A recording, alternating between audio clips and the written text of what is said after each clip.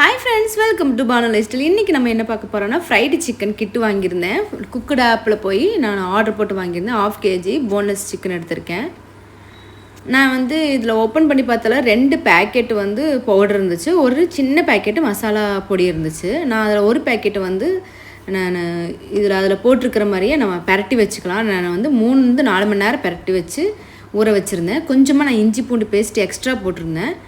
அதுக்கப்புறம் ஒரே ஒரு பேக்கெட்டு இருந்துச்சு. அது அந்த பேக்கெட்டில் 1/2 பேக்கெட்டு கொஞ்சம் லிக்விட் மாதிரியும் கொஞ்சம் பவுட்ரு மாதிரியும் வச்சுருக்கேன். அந்த குக்குடு ஆப் பாக்ஸ் பின்னாடியே என்னங்கிற மெத்தடு போட்டிருக்குறாங்க. நான் பவுடரில் ஃபஸ்ட்டு டிப் பண்ணிவிட்டு அப்புறம் லிக்விட் மாதிரி மாவு இருக்குல்ல அதில் டிப் பண்ணிவிட்டு மறுபடியும் பவுடரில் டிப் பண்ணி எடுத்து வச்சுருந்தேன். ஒரு 10 பீஸ் ரெடி பண்ணதுக்கப்புறமா தான் நான் எண்ணெயில் போட்டு எடுத்தேன். நம்ம வெளியவே தானே KFC சாப்பிட்றோம், ஏன் நம்ம வீட்டிலே செஞ்சு சாப்பிட முடியாதா அப்படின்னு சொல்லி ட்ரை பண்ணி பார்த்தது தான்.